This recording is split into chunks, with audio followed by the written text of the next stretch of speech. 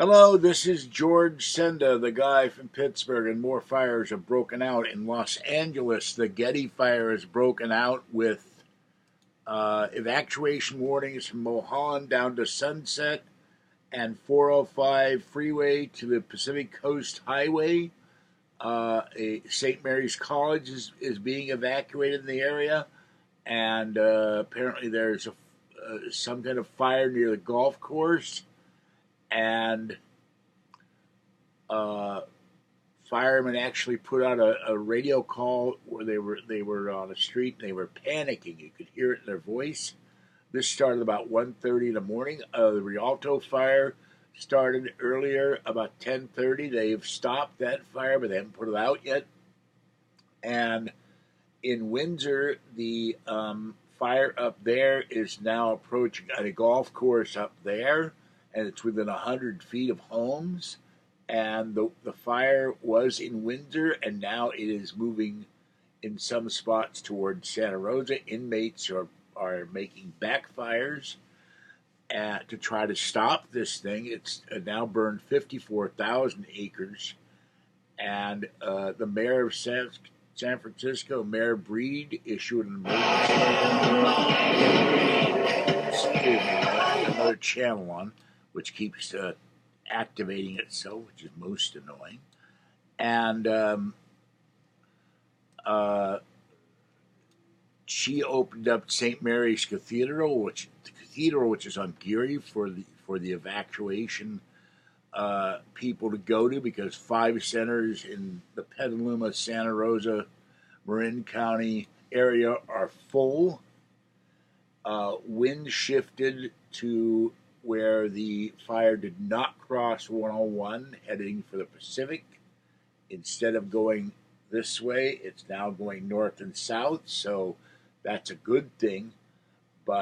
And the winds will increase today, but eventually die down. What the hell is that? I think it's Pokemon. KGO7 has been running Pokemon ads all the time. It's driving me nuts. So I'm going to turn my volume off there. That will stop that noise. So I've got the KABC live feed on, and in Los Angeles. So we have, 2 major fires now: the Getty fire in Los Angeles near the Getty Museum, and of course the fire north of me, up 128 and approaching 101, Healdsburg, Windsor, and Santa Rosa. That hasn't been stopped at all. It's 5% contained. It was 10, so they're losing ground with this one. And I want to officially say that I think it's absolutely ridiculous that people are putting out these stories that all these fires are caused by direct energy weapons from space and space lasers.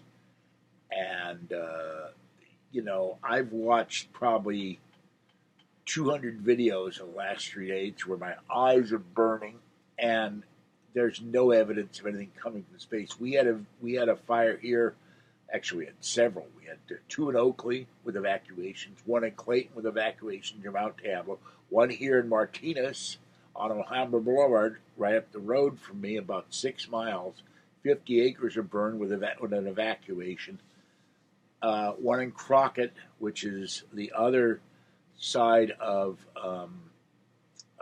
Rodeo, which is about 15 miles from me, where the C&H sugar plant is, and that was put out. And 1 in Natomas on the highway, Interstate 5, the way to the Sacramento airport. That was going to take 5 hours to put out as of about 2 o'clock yesterday. So, but there's no evidence that lasers are coming down from space. This is a crackpot conspiracy theory. Oh, they were also blaming HAARP for this. So it's absolutely ridiculous. And I would have seen any evidence of space lasers. I mean, it's like they're talking about Dr. Evil and his laser. coming down from the moon.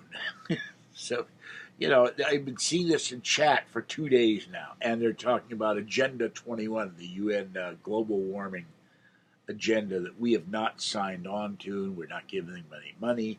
So it's also ridiculous. All right, this is George Senda, the guy from Pittsburgh. KTLA is now live streaming as well in Los Angeles, and they're in our morning news. So, and of course, we had the Carquinez Bridge fire and Vallejo, and it reached down to literally the edge of the bay, and that's about 3 miles from me. And the smoke was horrible today. And when I went out cat feeding, my nose started running terrible because there's smoke in the air. All the kitties are fine. Orangey flopped for me. I fed Sweet Gray. She was nuzzling and meowing and squeaking at me. She went petting all the time. And I fed Tiny One. And I fed Mama Cat and Kitten and little girl. And I went to get water for the cats. And I came back and I left my cat feeding bag with cat food. And a raccoon came in and was climbing into the bag. So I finally said, normally I chased him up. I said, the hell with it. I took some dry food at one end of the parking lot. I took some dry food at the other end of the parking lot. One raccoon came up and he was so bold, he grabbed a whole cup of meow mix and took off. Not dry food, wet food. He put it in his paws and took off over the fence. So more power to him, I guess. But boy, that's pretty, both of them are pretty aggressive. They don't hurt the cats, but they're hungry. And so that's what happened with Cat Adventures and cat feeding today. And I finally got hold of Kathy. She's fine, but she had to go out and get food. And I talked to Patty because I couldn't get hold of Kathy. And Kathy's phone wasn't charged, so everybody's fine. All right, that's personal news, but people ask me all the time, how are the cats? How are the outdoor cats? How are my cats? And so I got about 4 hours of sleep. I was able to lie down on my side of the bed, and Fuzzy and Little Girl and Fluffy are also fine. So, all right, this is George Senda, the guy from Pittsburgh. Have a great morning. Stay safe, people, and I will keep you advised, but I'm going back to bed in a bit. I need more sleep. Bye-bye for now.